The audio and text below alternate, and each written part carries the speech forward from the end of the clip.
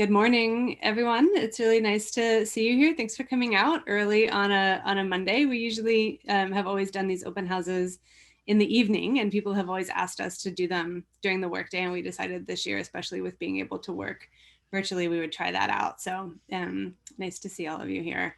My name is Amy Starcheski, and I direct the Oral History Master of Arts program here at Columbia. I've actually worked in the Oral History office here since 1997, so for 23 years in various capacities.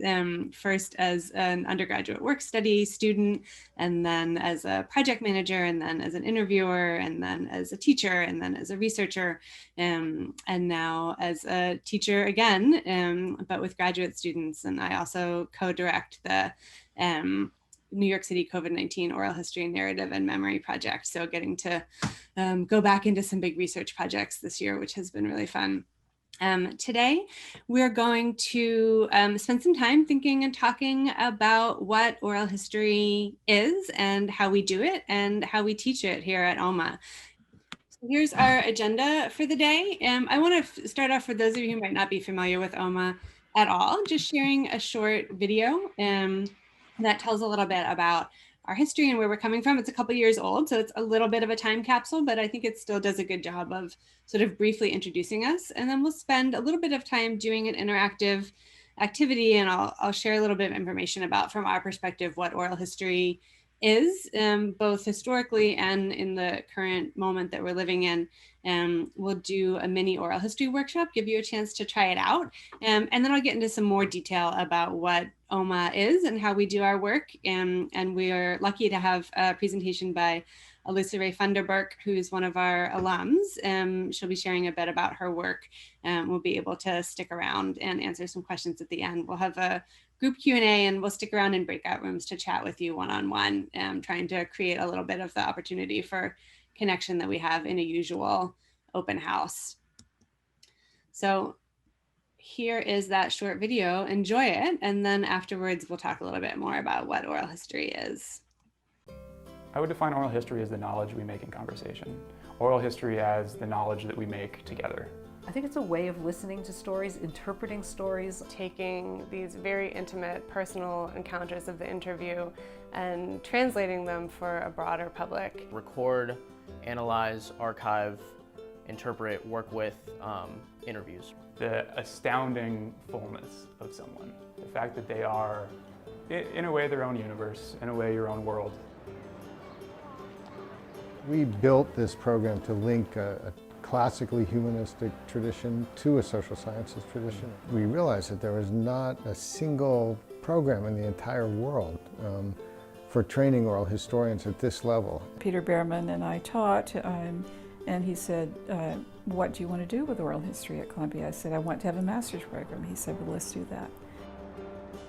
We are widely recognized as the original home of academic oral history in the United States. So we have this amazing long tradition, this huge and incredibly rich archive. And what we're really doing in the master's program is bringing some of the brightest and most talented and most creative students we can find together to think about what that legacy means in the present and into the future. The idea was to link oral history, which is typically seen as a humanities practice, much more closely to the social sciences, that is, to problems of war, trauma, change, migration, immigration. In the class we work on everything, and a lot of it is just super practical. I mean, how to use the recorder, how to archive your interviews.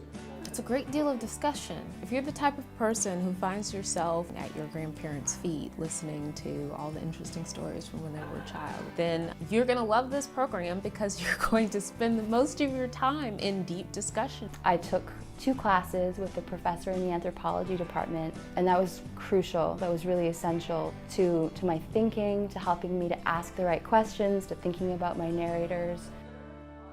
The thing that makes this program so rich is the diversity of the students in the context of an incredibly diverse university.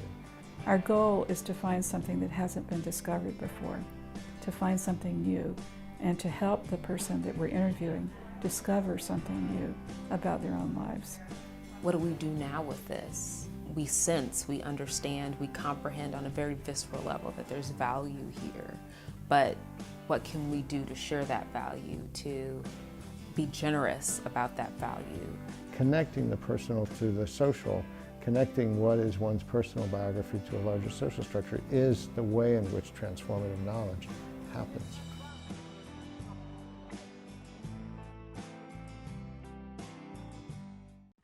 All right, and so I want to, from there, open a conversation with all of you about, from your perspective, what is oral history, and sort of maybe a more important and a bigger question in your community, with your family, with your friends. Where do you hear and tell stories about the past? So I want to actually invite each of you to take a moment to write in response to these prompts.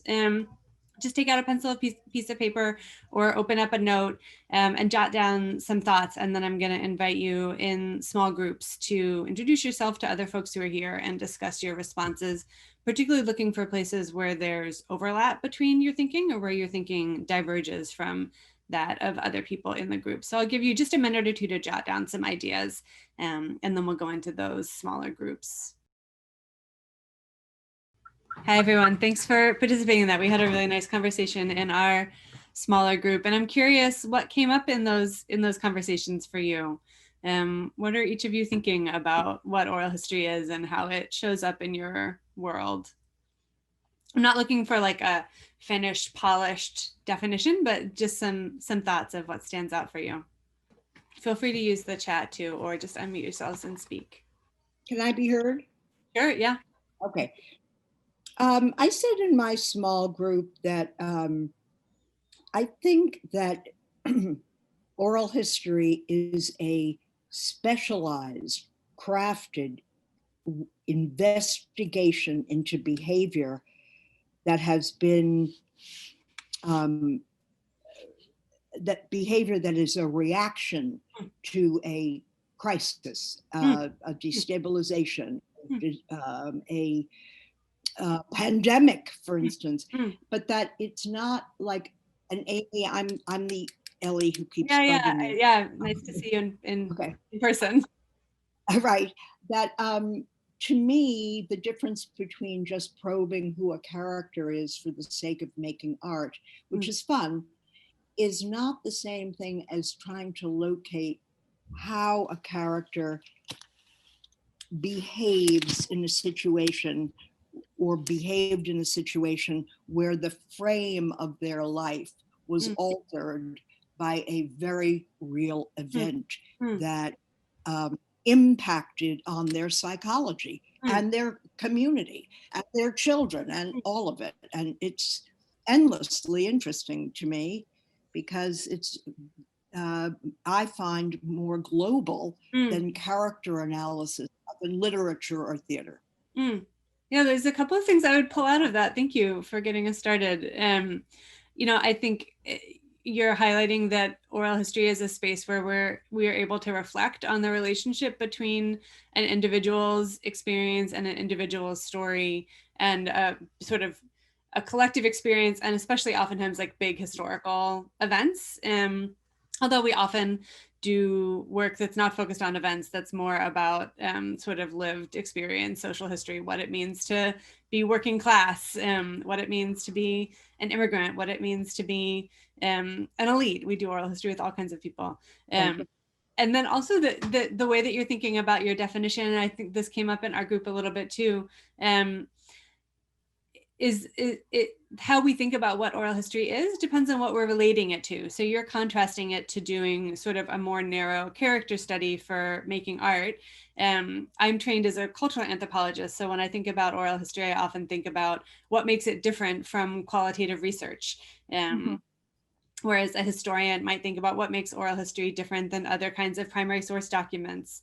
A journalist might think about what makes oral history different than a long form life history interview for a narrative journalism piece. So I think that sort of kaleidoscope of perspectives is important to acknowledge. Can we hear one or two more thoughts, and then I'll share a little bit of the history of our field and our program?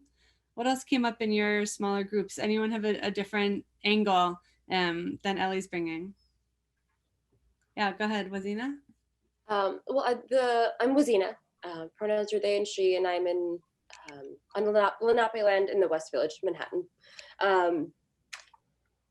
For me, the thing that I heard Ellie say was like research, and for me, oral traditions and histories are for me rooted very much in dismantling or just interrupting the rational, the academic, and I say that specifically for me as an Afghan. Oral histories have been, and oral storytelling traditions are rooted in, everyone has something, like it equalizes in many ways, yeah, like degrees and that sort of thing. And everyone has, you know, for centuries and way before Rosina even knew this and I could verbalize this, I knew that everyone had like, you know, deep knowledge. And so for me, oral histories are also, so there's that. And then it's also about making often invisible or unheard narratives. That's and that's the use of it for me in my life and both my family and like friendship and professional circles is yeah, oftentimes tapping into narratives that are often dismissed or erased or just not bumped to the top. Yeah, so that I like that the way you're thinking about oral history in your family and friend life overlaps with the way that you're thinking about it in your work. And I definitely think that oral history can be a really powerful space to sort of bring ourselves as humans to our work and to acknowledge that. Alissa, did you want to add something?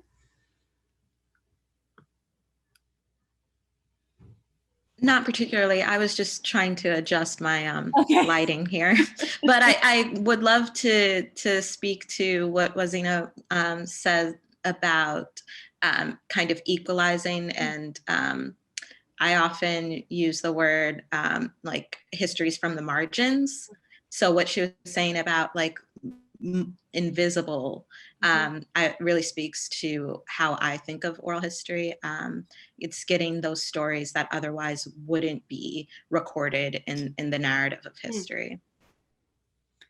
Yeah, and that oral history can be a space to challenge what counts as legitimate knowledge. I think that's something else that I noticed in what Wazina was saying, that that the irrational can be taken seriously, the emotional can be taken seriously, the subjective can be taken seriously. So oral history is a space where we're able to take oftentimes personal stories and translate them into forms that can be shared with a public audience, often in powerful ways. And sometimes that means appropriating the power of the archive and of libraries and of the historical profession. And sometimes it means challenging that power and saying, like, we can also do work that is important and meaningful and strong and transformative, that takes place outside of those frameworks. And so that's actually a contradiction that we wrestle with in our field that I think is part of what makes it dynamic, is that we're using that power and also challenging it at the same time. Can we hear from maybe just one or two other people about what you were thinking or talking about in response to those prompts? Kimberly? Hi. I guess as a historian, I would say that oral history I see it as part of public history in a way. And I would say that it's a wonderful tool to democratize knowledge in a way. And it's also, from my perspective, is a way to build a more multivocal history. Yes. I love that, because it's a way to recognize too that we need to be humble too. We need to say not only what we say is what counts. Other people have a lot of experience in different spheres of life, and what we can do as historians, trained historians, is like use our knowledge to build a technical way to say that. Yeah. I don't exactly know how to phrase that, but yeah, but the story, like the flesh of the story, comes from someone else. I like that.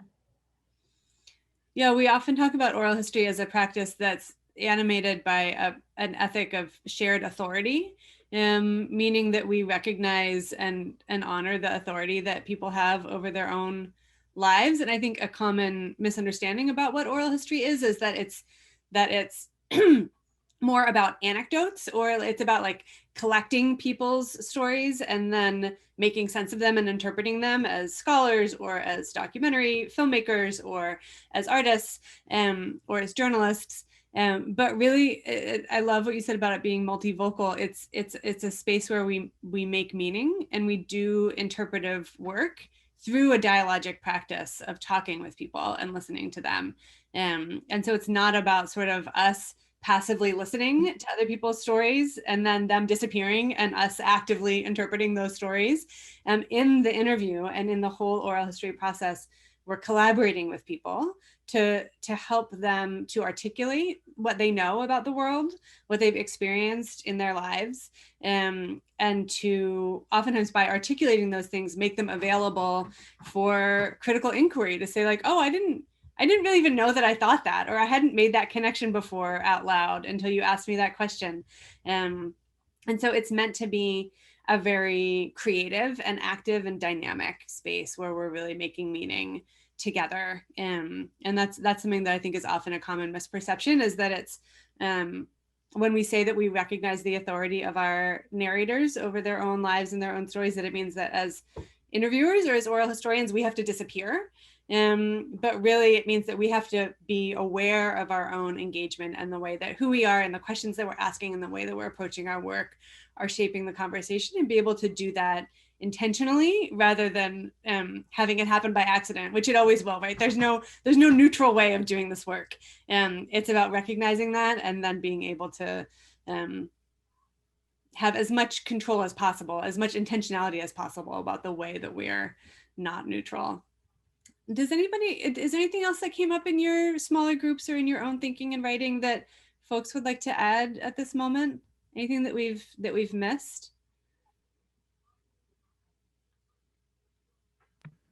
I don't want to put anyone on the spot, but I do want to shed light on something that was said in my group, and that was how oral history can also be embodied through something like dance. And I think that that's really important to recognize as well, that it's not just what's said, it can be what's expressed in multiple forms as well. Yes, thank you. And I think that idea that oral history is just about talking and then writing down what we say is a part of actually sort of some of the colonial history of the field and some of the racist history of the field. And maybe that's a good transition. Actually, I'm going to share my screen again so I can show you all a couple of images and just briefly share a little bit more context about how we're thinking about oral history these days in OHMA.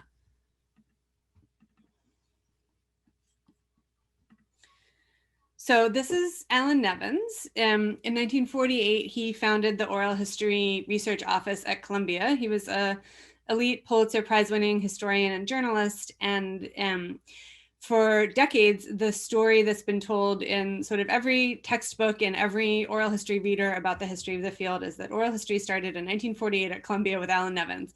And I think from the conversation we've had so far, we all know that that is obviously not true, right? That this person did not invent oral history, and that oral history is a part of who we are as humans in each of our cultural and social contexts, and that it's something that has much deeper roots than this. And there's been some really important scholarship that we've been drawing on to think about this over the last, especially I would say 5 to 10 years. And it's really changed the way that we think about what we do here at Columbia. So I'm sharing this because the title is funny. Alan Nevins is not my grandfather, The Roots of Radical Oral History Practice in the United States by Dan Kerr, who's an oral historian who runs the public history program at American University. And he writes about how oral history has deep roots in organizing and activist circles, particularly in working class communities and communities of color, not as a practice for making primary source documents for historians to use, which was Alan Nevins's vision, and not as a practice of documenting the firsthand experience of elites, which is how the work at Columbia began, but as a practice of bringing together people who share a common experience to reflect on that experience and to do that work together of making connections between their personal lives and the structures that shape those lives, and making that knowledge not for archives and for for sort of future users, but making that knowledge to shape what the future will be like, and making that knowledge in order to activate it to make change in their worlds. Another important perspective that has really changed the way that I think about oral history is the work of Nepia Mahuika, who's an oral historian from Aotearoa, New Zealand. And he's only one of many Indigenous oral historians who are thinking and writing about this topic right now. But he makes a really profound argument in this book that the history of the field of oral history, the story about Alan Nevins that you can still read in textbooks, is a colonial history, and that part of the process of trying to take some people's firsthand experiences and translate them into powerful archival sources was a process of excluding other people's experiences from that power and saying the firsthand experiences, the historical experiences of Indigenous people don't count as oral history. Those are oral tradition, or those are mythology, or that's storytelling, or that's folklore.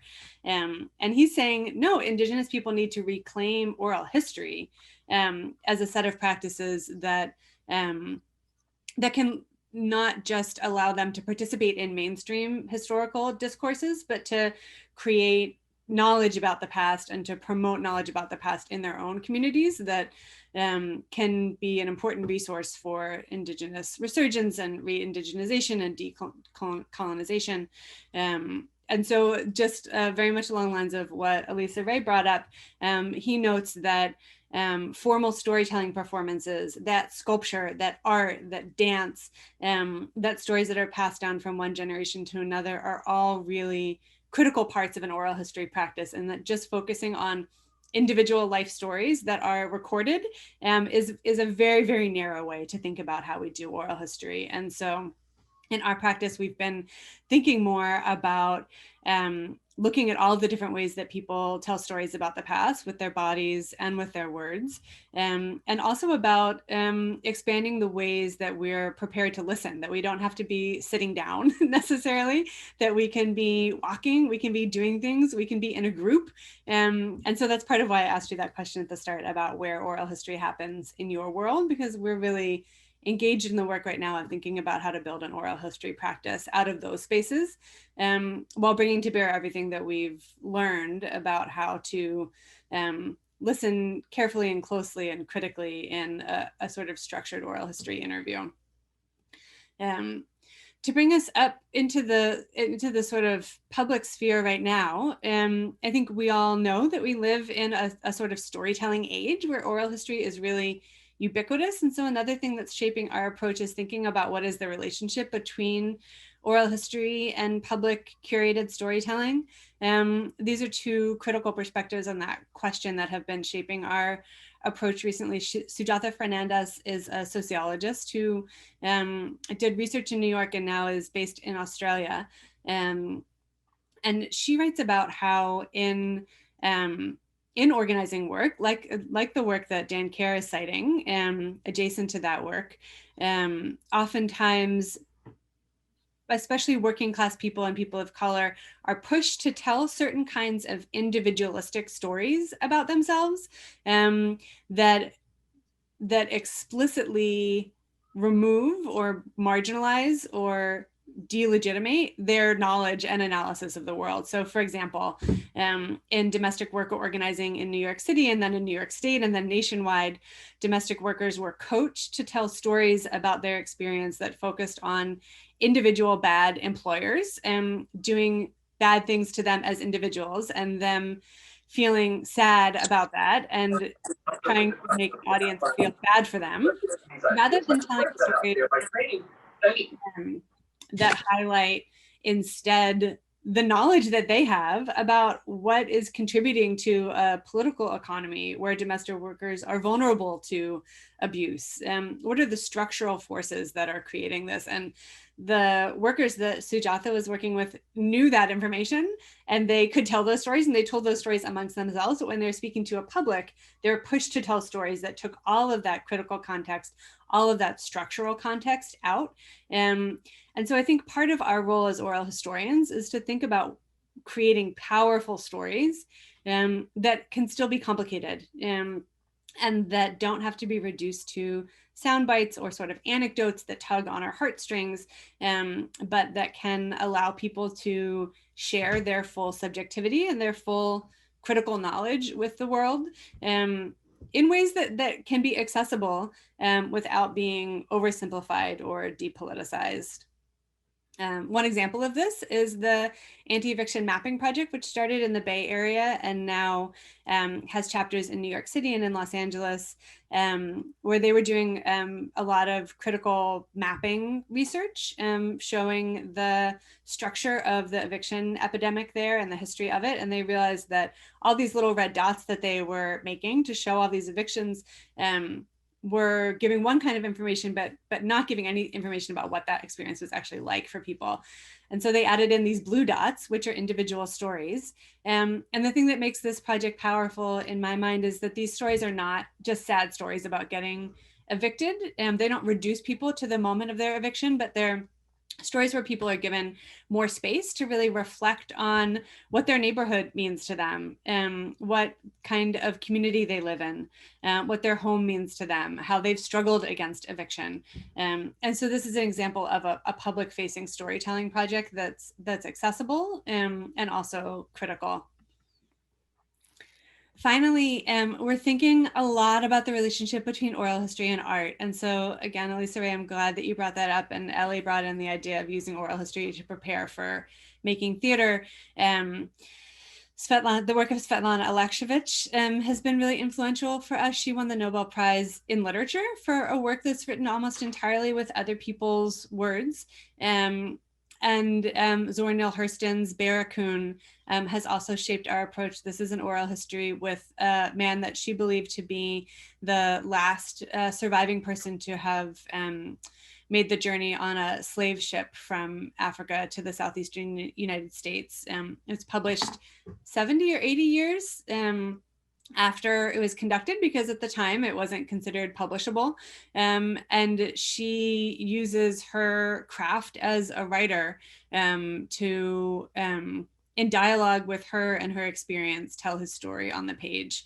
And so these are just works that we've been thinking with, and thinking more and more about how oral history can be not just a way to document artistic practice, but how artistic practice can shape the way that we curate our work, the way that we amplify it, and allow us to share stories in ways that, again, don't flatten them, and that also keep alive the emotional impact, the intellectual complexity, the intersubjective energy that animates an oral history encounter as we curate it. And so that's something that we're really wrestling with as we think about how to teach oral history and how to do oral history at OHMA. So I'd like to invite you all to try this out. And I'll put this slide back up in a minute. I just want to preview it, and then we'll talk, and then I'll put it back up before we do the activity.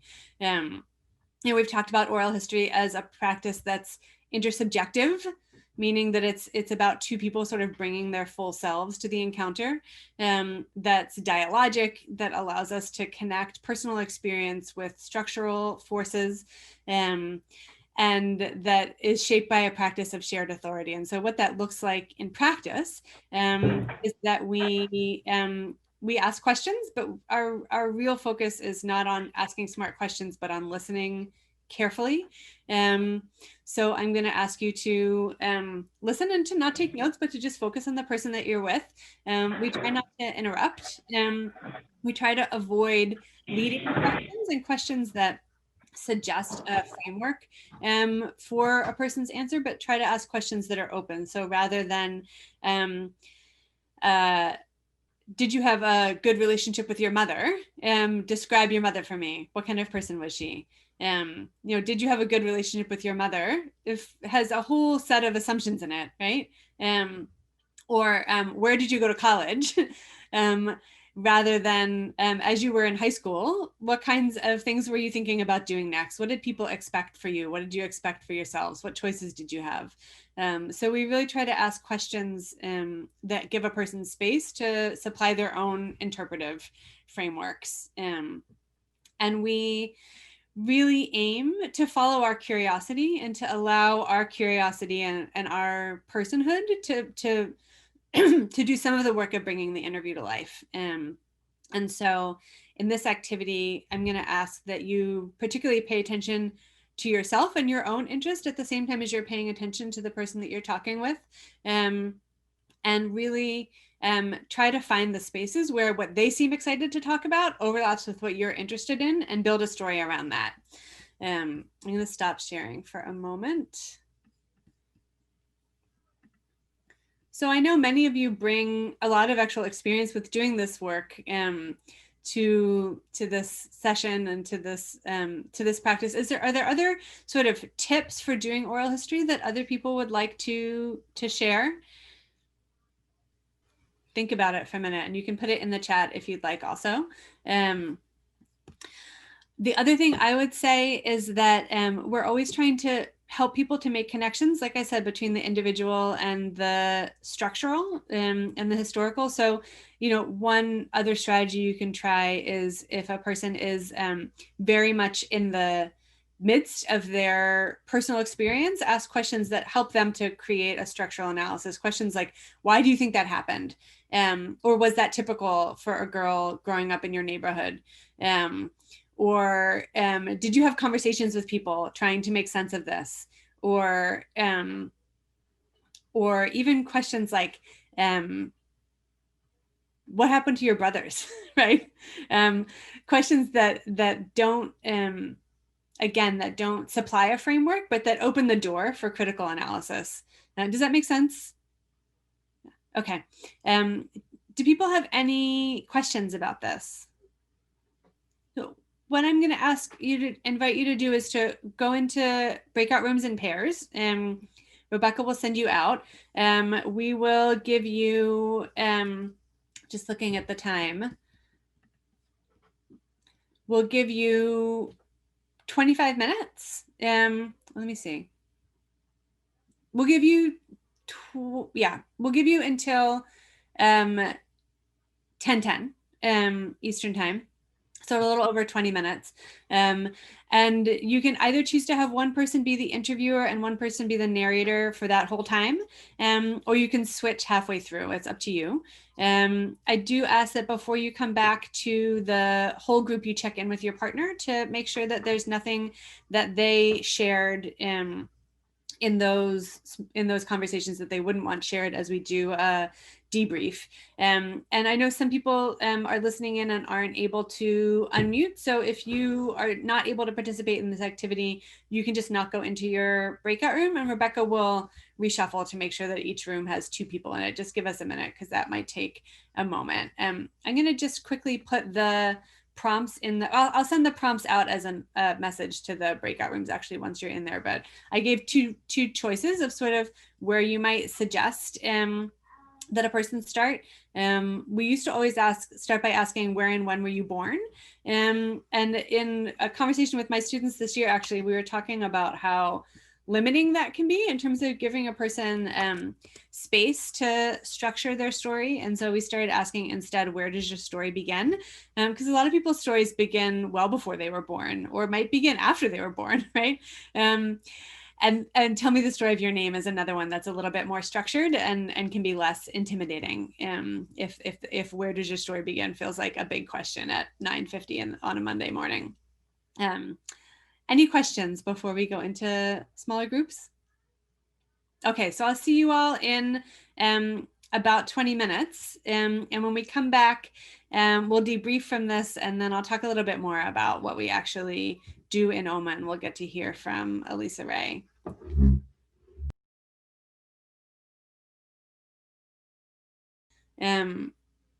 If it was how you expected it to be, if it was different, what you noticed about how the conversations developed, how in conversation you developed a narrative about someone else's life. I can start off while you're having a moment to ponder, because I know it's like abrupt getting jerked out of your breakout rooms. Lamia and I were talking, and we both used the question of where does your story begin, which I actually hadn't been asked that question before. And And it was really amazing because I've been interviewed like so many times. I've been interviewed for the archive, and I teach a lot of oral history workshops and do get interviewed in settings like this. And I tell a different story every time because people are asking me different questions and it's a different moment. And I told a totally different story about my life than I have before in response to that different question. But part of what I talked about was sort of the history of like class mobility and like and wealth building and how that was shaped by different like government policies in the United States. And Lamia had been thinking initially in response to the prompt about telling a story about a year abroad in the United States, and she's from Egypt, and how that had changed her as a person. But then she was like, oh, actually, when I was listening to you, I thought about a different story about my parents and their different class backgrounds and how my dad was able to get an education and it changed our family's trajectory. And so like hearing my story changed her story, and we were kind of like not each making a story about ourselves in conversation with the other person, but like our stories were intertwining in a way that was really neat to see. So I don't know if you want to add anything, Lamia. I don't want to speak for you. No, it was really interesting. I did interview people before, but it was structured interview for like scholarships and stuff. I did speak to people for my sociology major, but I never had to question people like really open-ended questions, especially that it's there's no like end goal. I don't have an end goal to the conversation. I don't know where to start and what to do. Your questions were really helpful, how you asked us to start the conversation. But I kind of, I don't know how to move the conversation. It was interesting that it was really, I had the freedom to go wherever I want, but it's also confusing to to just not know where to go. But it's definitely, I asked Amy to start, that I would start the interviewing, and it kind of helped to know not have a previous experience how it would go. And yeah, now I have two things to think about myself after she interviewed me, and it's really really interesting to find the answers for myself. Thank you for this. Yeah, thank you. We always feel really like an oral history interview is working when you have those moments where you're like, oh, hadn't really thought about that before. And we both got to those moments, which was really nice. How did Alissa, right? Go ahead. Yeah, I wanted to say I agree. I'd never been asked, where does your story begin myself either.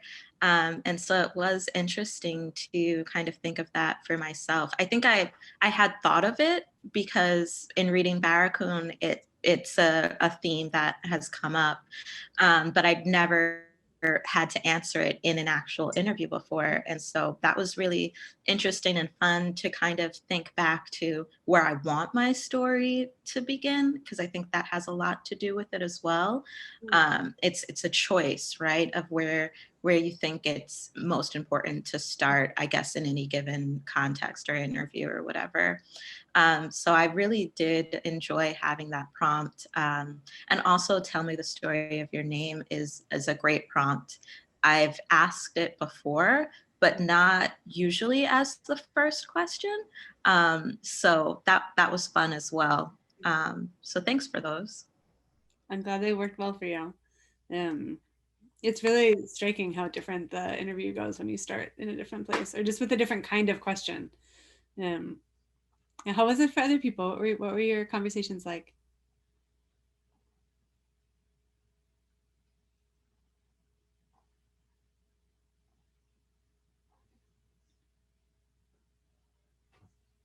I can speak a little bit to that.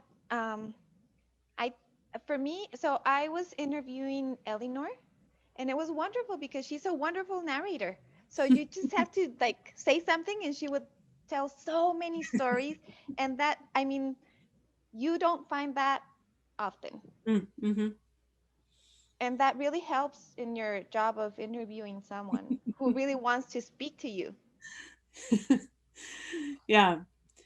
yeah, it's like an open question in my mind of like whether there are people who will never like doing this, no matter how good of a job you do, you know, like if there are interviews that like can't succeed, but certainly having someone who just is already a lively, dynamic storyteller makes a really big difference. Yeah, I think Eleanor popped out, otherwise I would ask her what she thought. Can we hear from just one or two other people of like what worked, what didn't work, what moments did you notice as you were shaping the conversation together?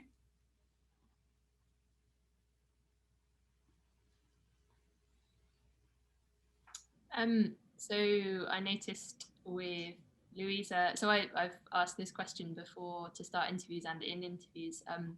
Louisa said something which a lot of people say, which is like, I don't have an interesting story about my name, before going on to tell what is an interesting story.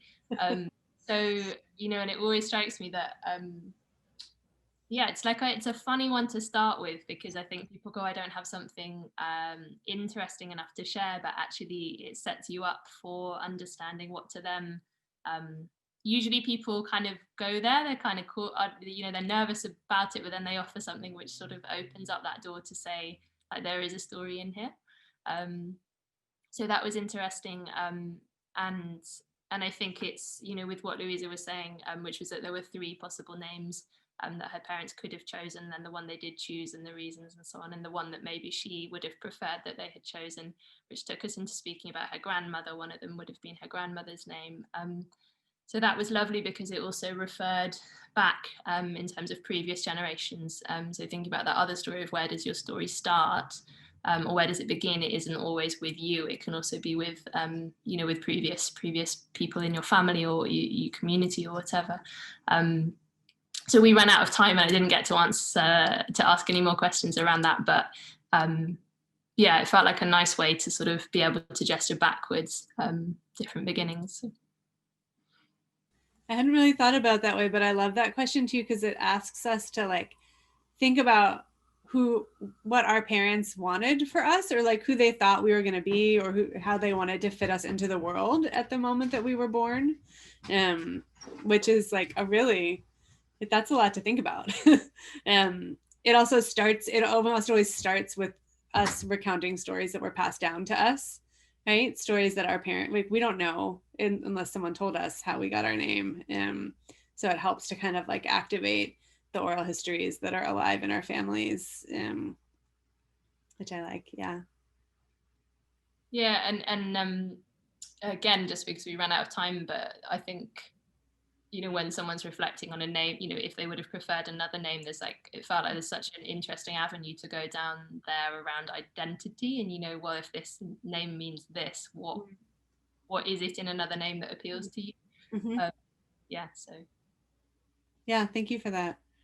And thank you all for being willing to try out this activity. I know, again, that it's a lot to ask early on a Monday morning, and also that it's kind of another, not exactly a contradiction, but like a dynamic point in our practice, that we believe that oral history is both something that everybody knows how to do, and something that we each bring our own skills and knowledge and practices to, and also something that we can teach and that we can practice and get better at, and that we can learn together. And so I both believe that all of you can do it, and think it's really exciting to develop our practice together. I'm gonna now spend a little bit of time talking a little bit more about what we actually do in the program, and ask Alissa Ray in a minute to share a little bit more of her own work. So I'm going to share screen again.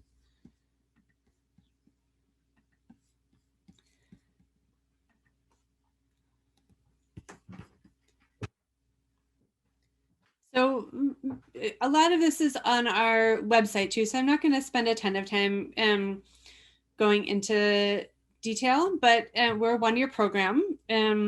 We are the first program of our kind, and our program is pretty small. So we have about 17 students every year, and we work really closely with them. We say it's a one-year program, that what that means is that It can be completed in 2 semesters. Most students take more like a calendar year to do it, and it works really well also part-time, spread out over anything from a year and a half to even 3 or 4 years sometimes. We're based, so we're not housed in a department. We're part of an interdisciplinary research center called Insight, which is really exciting for us, in part because they bring together a lot of social scientists and humanities scholars. And so that really shapes the way that we think about oral history practice, in that we're much more engaged than other oral history centers, I would say, in thinking about the relationships between oral history and the social sciences. And we're also part of the Center for Oral History Research, which is the descendant of Ellen Nevins's Oral History Research Office, and a lot of our students work there and in the Center for Oral History Archives.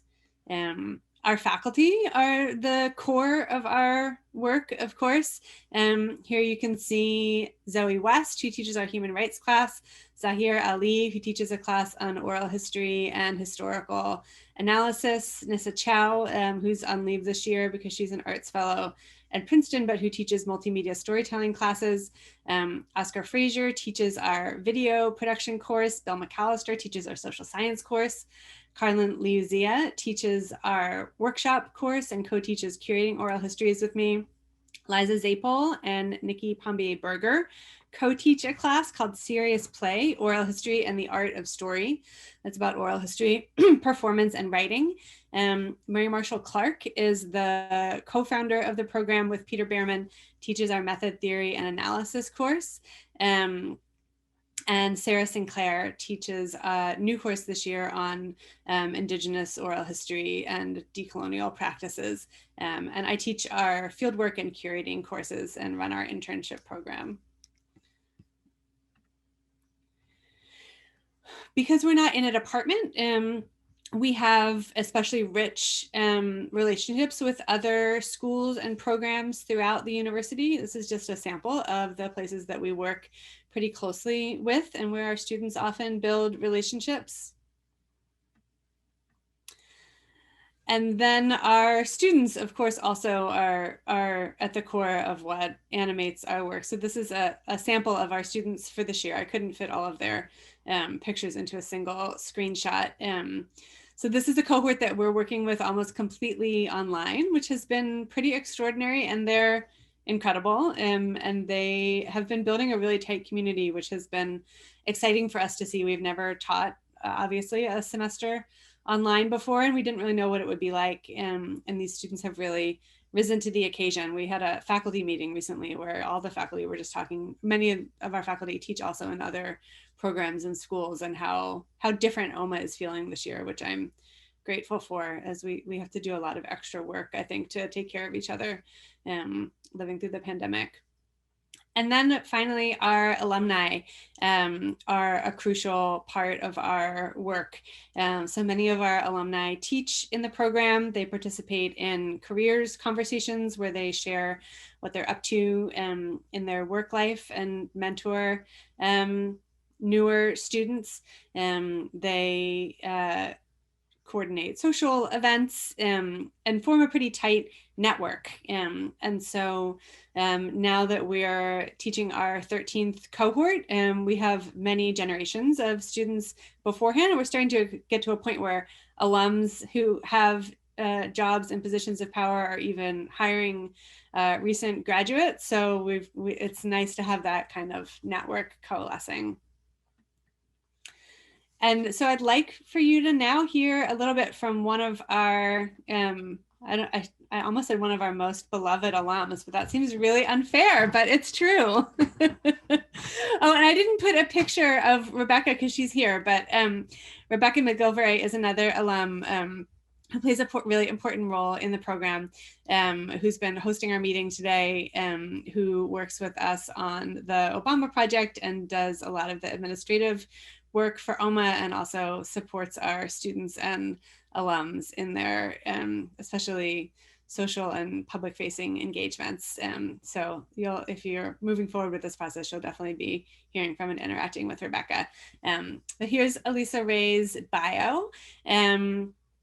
She was actually took her first first OHMA class as an undergraduate, and then came back for more graduate study, and we were extremely lucky to have her do that. So Alissa Ray, I'm going to turn it over to you. I'll stop sharing, and you can share anything you'd like to share.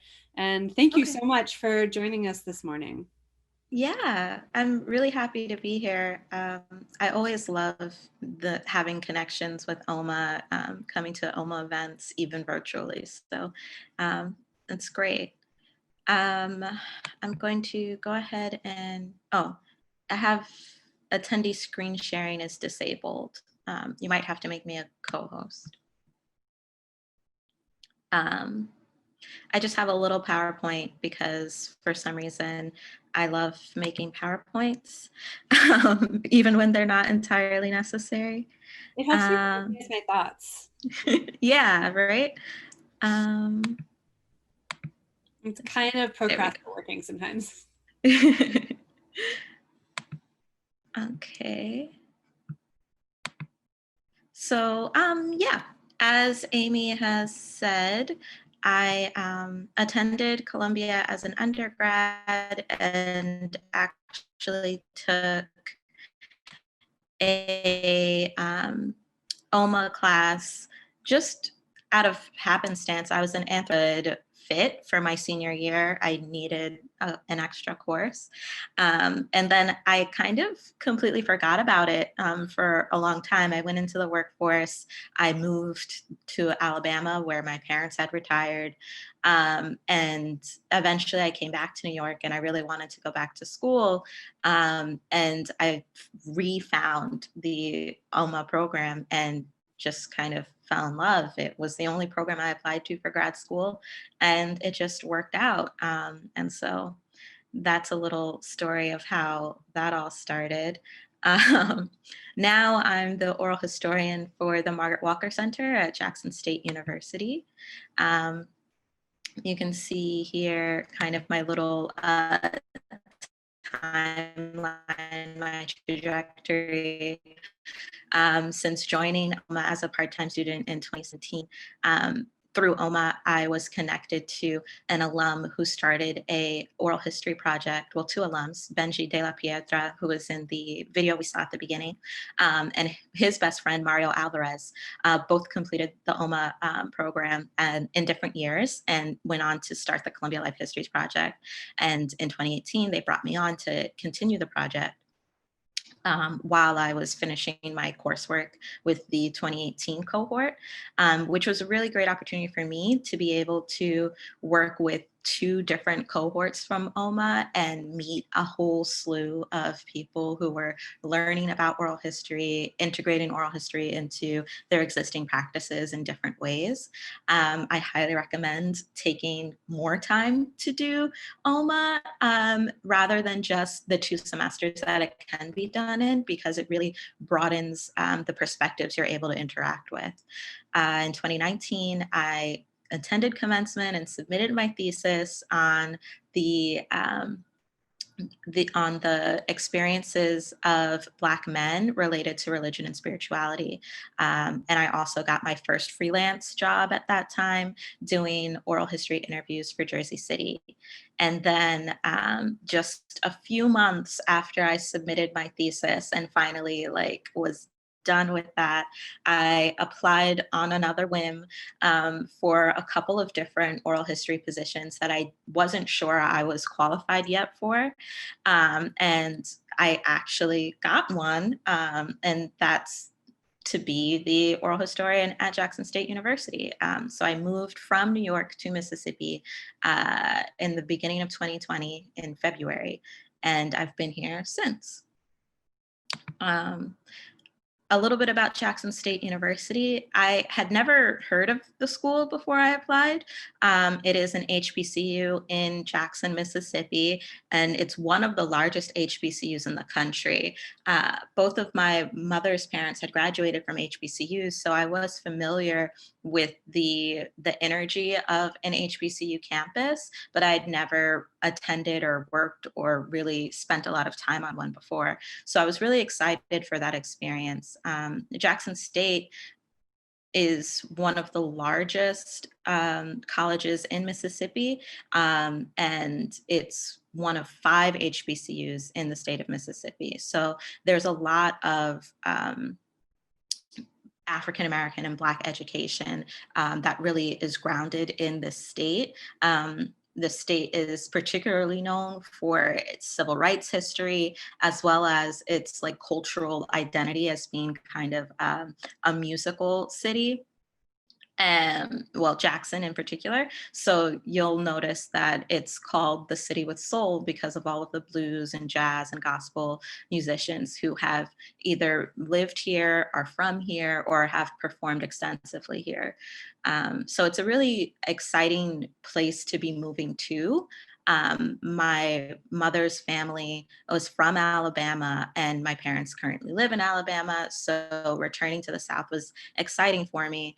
And then, COVID-19 struck. So I haven't really been able to experience the sonic boom of the South or a lot of the cultural aspects that I was anticipating at an HBCU, but the work has continued. My work with the Margaret Walker Center is particularly about recording and preserving African American history in the state of Mississippi. So specific to this area, the Margaret Walker Center was started by Margaret Walker as the Institute for the Study of History, Life, and Culture of Black People in 1968. And since then, its name has changed in order to honor her founding and her career as an educator and poet and writer in Mississippi. So currently, the center is run by Director Robbie Luckett, and we have a staff of approximately 6 people, which is relatively small for the amount of collections that we have.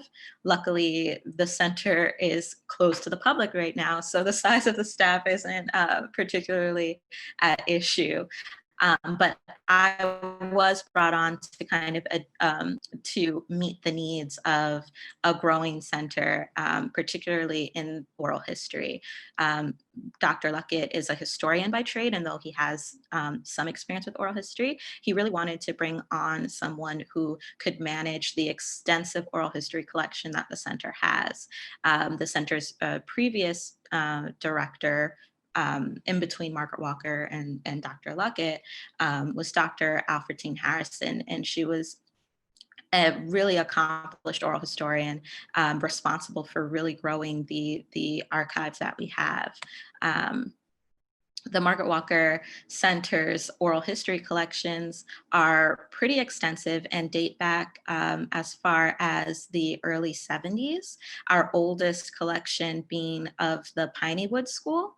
Some of our other collections include projects that were done in partnership with other universities or organizations, like the Behind the Veil Project, which was done in 1994 and documents experiences of Jim Crow segregation and disenfranchisement. Another partnership was the Roots of Sunflower County, which was a project to really address the negative perceptions and narratives about young Black boys and young men of color. That's the Reclaiming Our Origins Through Stories project. And that was done entirely digitally and is already able to be used and utilized on a platform through the Sunflower County Systems Change Project. Our the rest of our collections are largely paper-based and still on cassette tapes. So a big part of my job since joining the Margaret Walker Center has been to actively digitize a lot of the collections that we have, whether that's working on transcriptions, actually scanning transcriptions that were typed in the 70s, 80s, and 90s, or just listening to the tapes and making sure that there's still audio on there that can actually be heard and deciphered, and getting those online and accessible to researchers. So currently I'm working with a particular author and historian on collecting the material that we say we have in the archive, and actually making it accessible for him to be able to do his research and write a new book. And that's been a really interesting work for me because it's not something that I had a lot of experience doing when I was creating my own oral histories as a student in OHMA. But it's been really, really beneficial to just listen to so many oral histories. Like my job has mostly been listening to people from the 70s and 80s talking about the 50s and 60s, which is such a rich time in the history and culture of Mississippi. So yeah, right now my main focus is the Piney Woods Country Life School, which was mostly recorded in 1979. It's 68 oral histories about one of the 3 historically Black boarding schools left in the United States. So this boarding school still exists, and it's a really popular school within the state for Black students in particular. And the collection itself was started by Dr. Alfredine Harrison in 1970s and completed in 1982. And she actually wrote a book with the oral histories themselves. So now we have a large collection of the paper transcripts she used in the writing of her book, and a lot of audio that has to be, made accessible for more researchers. So yeah, the digitization is pretty super basic. This is a photo of the tape machine that we use to literally plug into our brand new Mac Apple computer, and just get all of this audio from these tapes into MP3s and WAV files that we can eventually have on our website or on YouTube, whatever platforms make the most sense.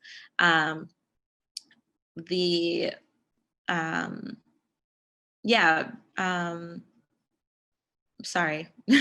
The oral histories that we have amount to almost 2,000 oral histories, some of them being like 5 to 10 minutes long, some of them being 2 hours or 3 hours long. And you never know until you actually put the tape in the machine and hear if it plays and what comes out.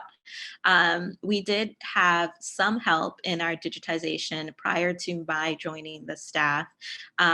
And that was in the form of the Smithsonian, the National Museum for African American History and Culture, visited the Margaret Walker Center, I think it was about 2 years ago, and they actually completed a transfer of literal reels of oral histories to MP3s. And so that was a really exciting time for the center. And it's resulted in, I believe, 6 or 7 oral histories that have been completely digitized. And that's really exciting as well. So yeah, this past year, 2020, was the 50th commemoration of the Gibbs Green tragedy at Jackson State. On May 15th, 1970, 2 young Black men were shot and killed by law enforcement en masse. It was a major shooting that didn't really get publicized because it happened just a few days after the Kent State shooting. And the two young men who were killed were young Black students. One was a high school student and one was a student at Jackson State.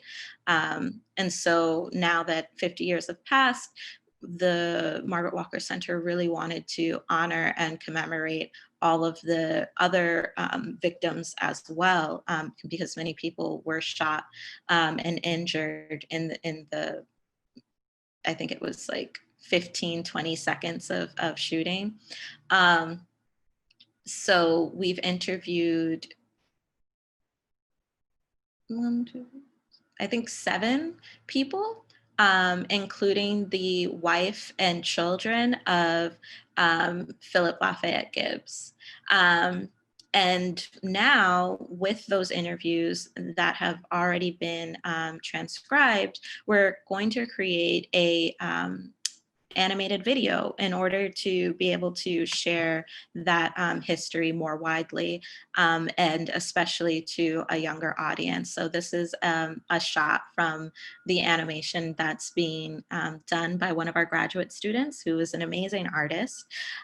We'll be incorporating clips of the actual audio from our interviews into the video, as well as bits of transcript and other stats and facts from the tragedy and also the 1970s as a whole. And it's a really exciting project. We're really looking forward to completing this year.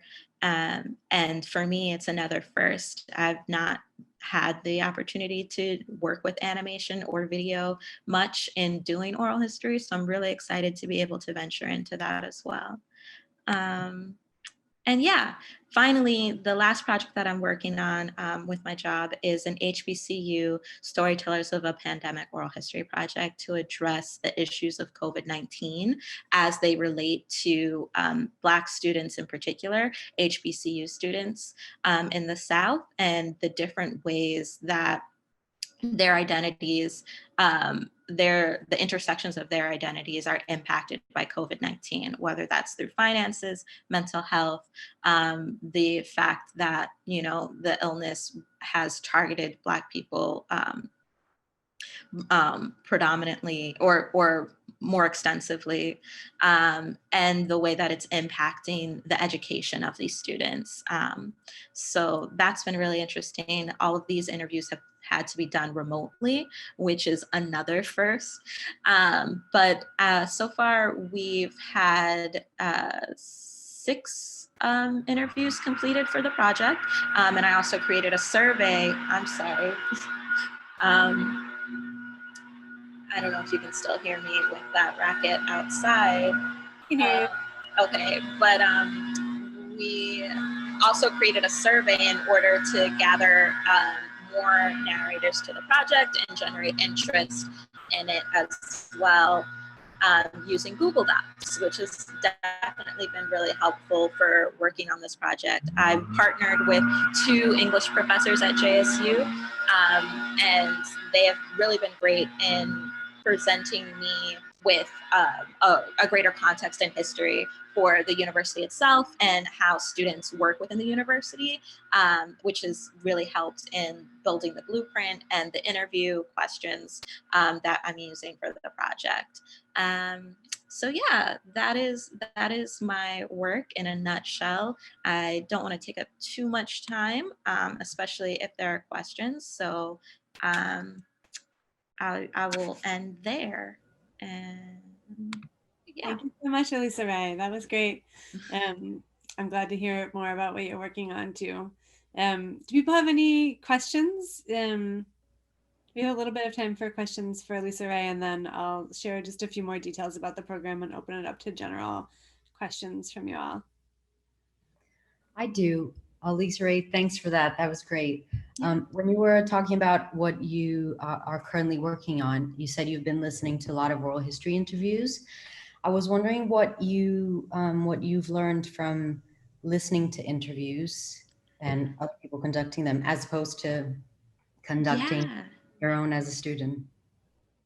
That's a really great question. Thank you for asking. I have learned a lot listening to interviews. We did a lot of listening to interviews as students in the OHMA program. That's kind of like the first thing we do is we're listening to everything, right? But this was the first time that I was specifically listening to Black oral histories conducted by Black people and of Black people, and particularly Southern people. So there was first a huge adjustment to the accent, right?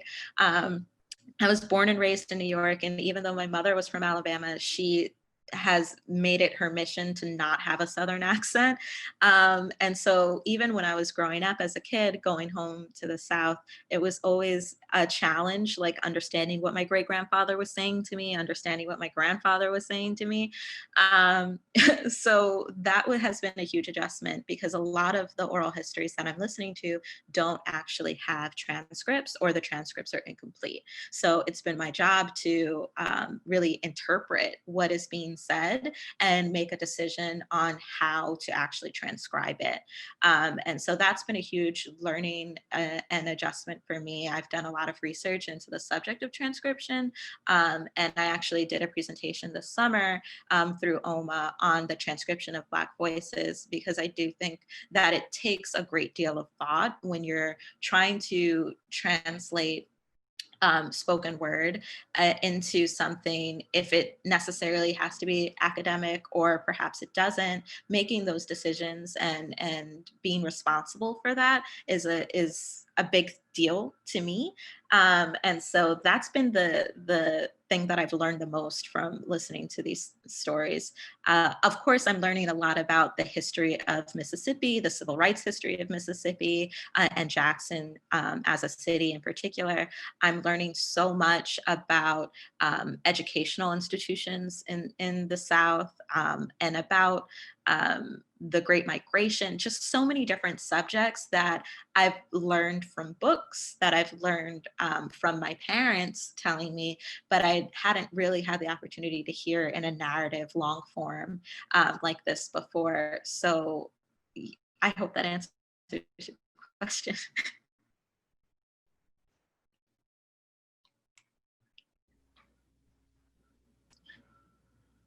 Any other questions?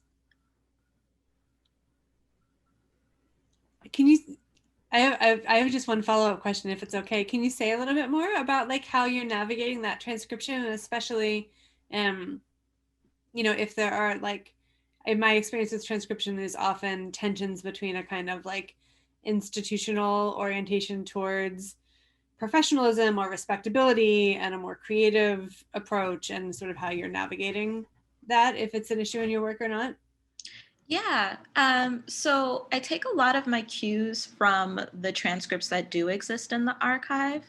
I have recognized that a lot of the transcription that has been done previously in the center was done by students, particularly students of Dr. Afrotine Harrison. So the way that the program worked in the past, she directed and she taught, and she conducted a great deal of oral histories herself, but she also made it her mission to teach her students to conduct oral histories, and they would go on to write papers or do projects based on the interviews that they did in class or outside of class.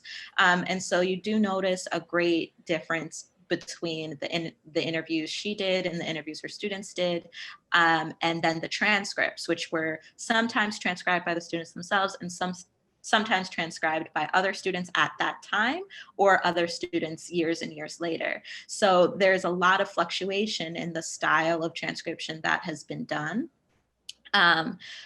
Another place that I take cues from in how I decide to alter or transcribe is the interview themselves. Really listening to if the narrator talks about their education extensively, or the importance of respectability politics to them.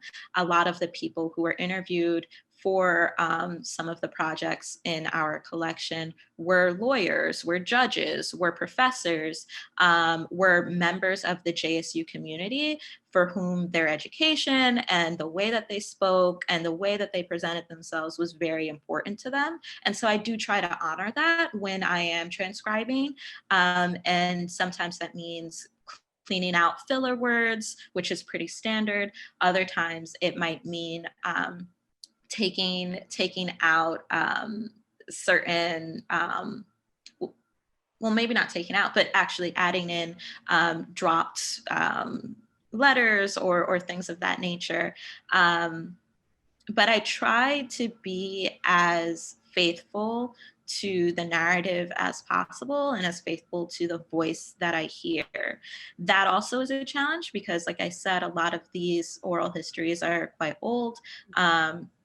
And so they're on cassettes, the audio quality is not always great. So a lot of it is guesswork as well. And just trying to make sure that the story that is transcribed, that will be used by future researchers is actually able to be understood, so that the fidelity is to the story as a whole as well. I hope that answers. Yeah. No, thank you. That's so interesting. I appreciate you sharing more. It's just largely a balancing act. Yeah. No, it's so tricky. I mean, yeah. All right. Thank you so much for sharing about your work. I'll take a couple more minutes to just fill in a little bit more detail about how we teach in OHMA. And Alissa Ray has actually alluded to some of this. So our students obviously take core and elective courses. We have an optional internship program that includes students going out and finding internships on their own and doing them for credit. And we also curate a selection of internships through our networks. This year, we actually offered 40 different internship opportunities because we could do global work online, which was really exciting.